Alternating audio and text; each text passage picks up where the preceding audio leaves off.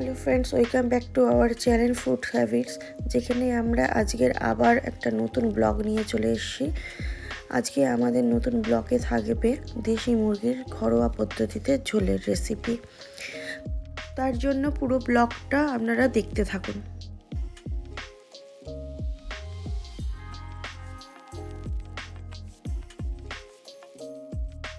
তার জন্য আমরা বাজার থেকে একটা দেশি মুরগি কিনে নিয়ে এলাম। এবার দেশি মুরগি কিনে নিয়ে এসে বাড়ি এসে প্রথমে টমেটো কাটা, পেঁয়াজ কাটা, আদা রসুন বাটা, হলুদ, লঙ্কার গুঁড়ো, জিরের গুঁড়ো একসাথে পেস্ট করে টক দই আর ফ্রেশ ক্রিম আমরা রেখে দিলাম। আর সঙ্গে কিছু আলু কেটে নিলাম, ধনেপাতা কেটে নিলাম, আলু বগরা আর ফোড়ন দেওয়ার জন্য তেজপাতা আর কিছু গোটা গরম মশলা নিয়ে নিলাম। তারপরে কড়াতে তেল গরম করে একে একে আলুগুলো ছেড়ে দিলাম। আলুগুলো আস্তে আস্তে আমি লাল হওয়া পর্যন্ত সব ভেজে নেব। ভাজার জন্য তার সময় দিতে হবে। এক এক করে খুন্তি দিয়ে নেড়ে চেড়ে দেখে নেব ঠিকঠাক ভাজা হয়েছে কি না। যেই দেখব ভাজা হয়ে গেছে, তারপরে দেখুন আমি মাংসটা পুরো ধুয়ে রেডি করে রেখে দিয়েছি। একটু কোনো জায়গায় কোনো ময়লা লেগে নেই, সেরকমভাবেই ধুয়েছি। তারপরে আস্তে আস্তে আলুটা ভাজা হয়ে গেলে আমরা এক এক করে তুলে নেব।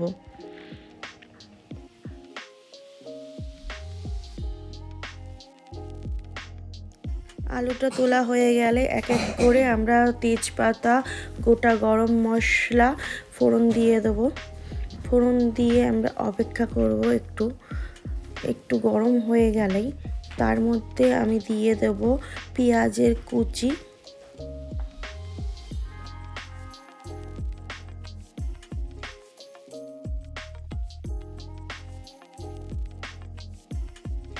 পেঁয়াজের কুচিটা দিয়ে ভালোভাবে নাড়াচাড়া করে হালকা ব্রাউন হওয়া পর্যন্ত আমরা অপেক্ষা করব।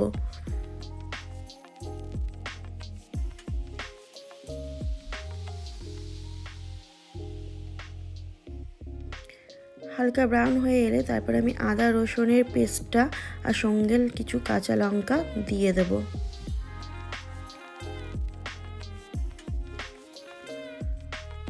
নাড়াচাড়া করব হালকা কষানো পর্যন্ত।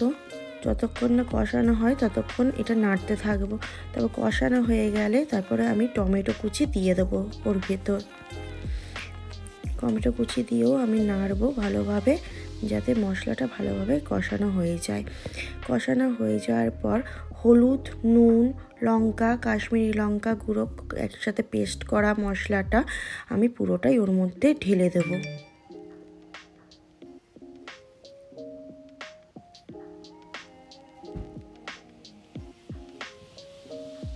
ঢালা হয়ে গেলে আমি ফের আবার মশলাটা কষাবো।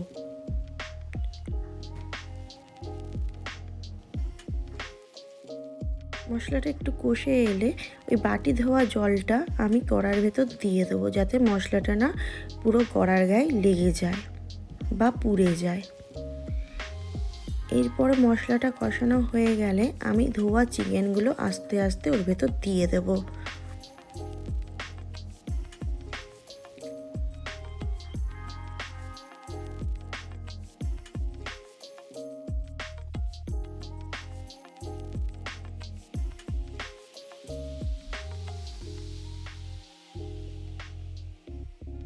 পুরো চিকেনটা দেওয়া হয়ে গেলে তারপর আমি একে একে ভাজা আলুগুলো ওর ভেতর দিয়ে দেবো।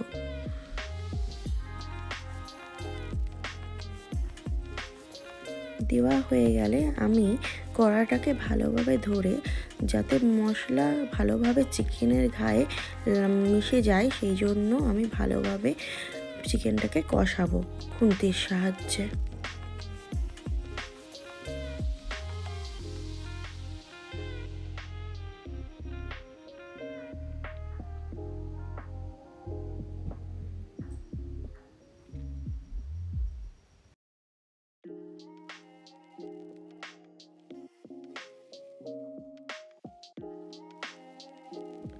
চিকেনটা আস্তে আস্তে কষে এলে আমরা এর মধ্যে টক দইটা দিয়ে দেবো।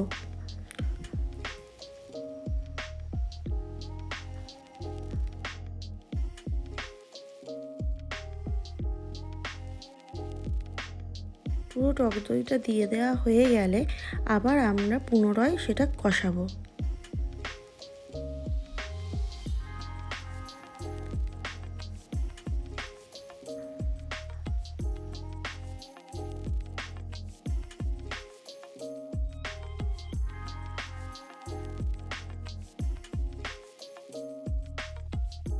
ভালোভাবে কষানো হয়ে গেলে একটা থালার সাহায্যে কড়াটাকে ঢেকে দেবো, যাতে ভাপে চিকেনটা ভালোভাবে সেদ্ধ হয়ে যায়। কিছুক্ষণ পরে আমি আবার কড়া থেকে ঢাকনাটা খুলে চেক করব চিকেনটা সেদ্ধ হয়েছে কিনা, কারণ দেশি চিকেন তো একটুখানি বেশি সময় লাগে সেদ্ধ হতে। দেখতেই পাচ্ছেন জল ছেড়ে দিয়েছে, আলুটাও ভালোভাবে সেদ্ধ হয়ে গেছে। আর একটু কষিয়ে নেব যাতে চিকেনটা আরেকটু ভালোভাবে সেদ্ধ হয়ে যায়, তার জন্য।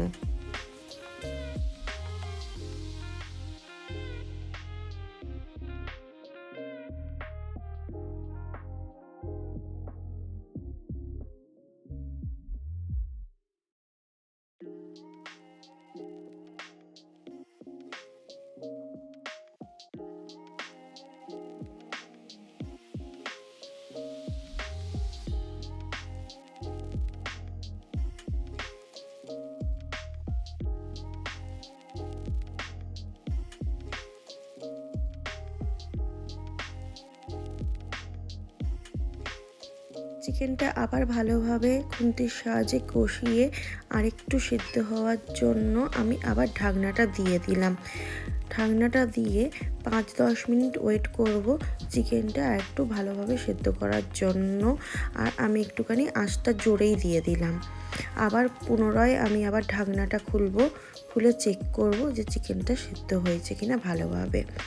চিকেনটা ভালোভাবেই সেদ্ধ হয়ে গেছে, দেখতেই পাচ্ছেন চিকেন মাংস ছেড়ে গেছে হাড় থেকে, আর অনেকটাই জল বেরিয়েছে। আমি এখনো পর্যন্ত জল দিইনি চিকেনের ভেতর।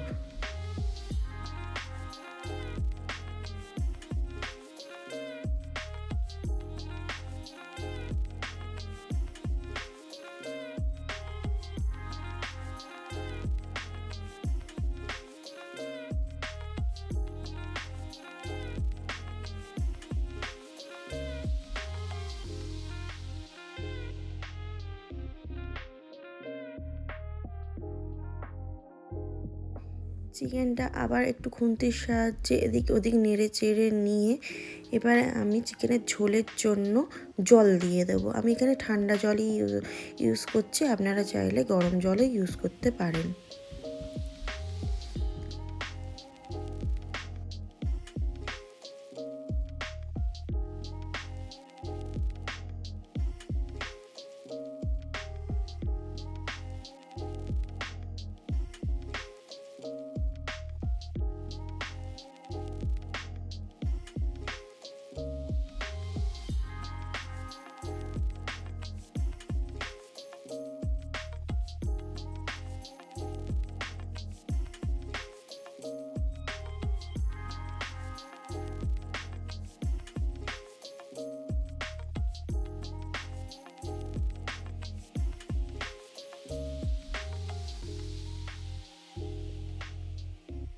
জল ঢেলে দিয়ে আমি ফুটতে দেবো কিছুক্ষণ।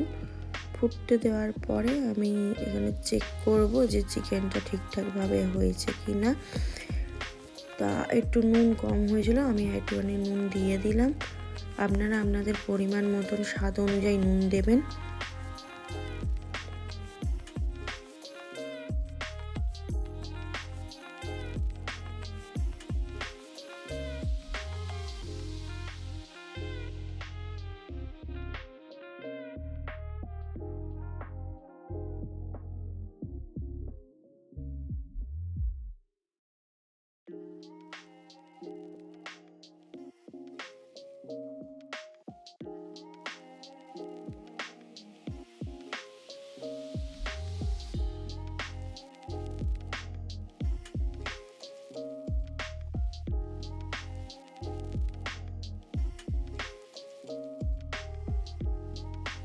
নুন দেওয়ার পর একটু ফুটলে আমি আবার ঢাকনা দিয়ে দেবো চিকেনটা, যাতে আর একটু সেদ্ধ হয়ে যায় চিকেনটা।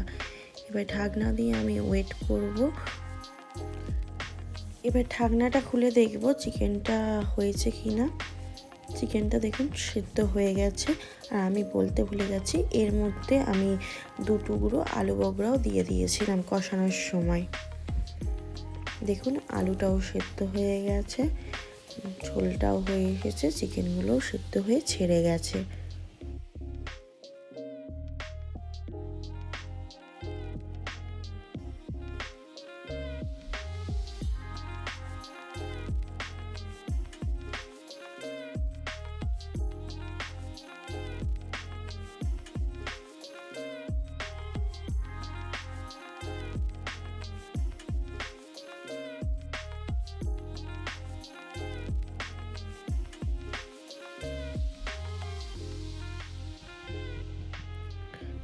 তারপরে আমি একটু গরম মশলা দিয়ে আমি চিকেনটাকে নামিয়ে নেব। আপনাদের যদি আমাদের এই রেসিপিটা ভালো লেগে থাকে অবশ্যই আমাদের চ্যানেলটাকে সাবস্ক্রাইব করুন, লাইক করুন এবং কমেন্ট করুন, যাতে আমরা পরবর্তী ভিডিও দিতে আরও উৎসাহিত বোধ করি। এরপরে আমি গরম মশলা দেওয়া হয়ে গেলে আমি ভালো স্বাদের জন্য, গন্ধের জন্য একটু গাওয়া ঘি এর মধ্যে দিয়ে দেবো।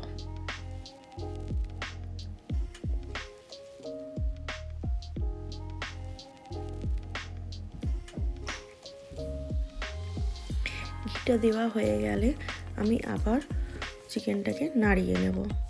নাড়িয়ে নিয়ে আমি গ্যাসের ওভেনটা বন্ধ করে দেবো।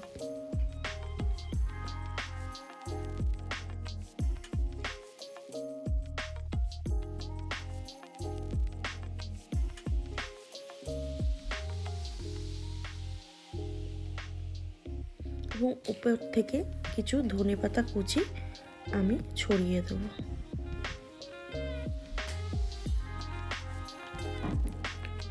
এবং তার উপরে একটু টেস্টের জন্য ফ্রেশ ক্রিম অ্যাড করে দেবো।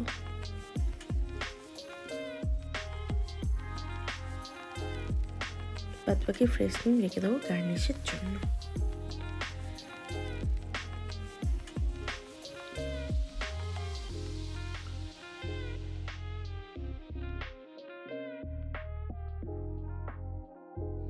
দেখুন তৈরি হয়ে গেল গরমা গরম দেশি মুরগির ঝোল।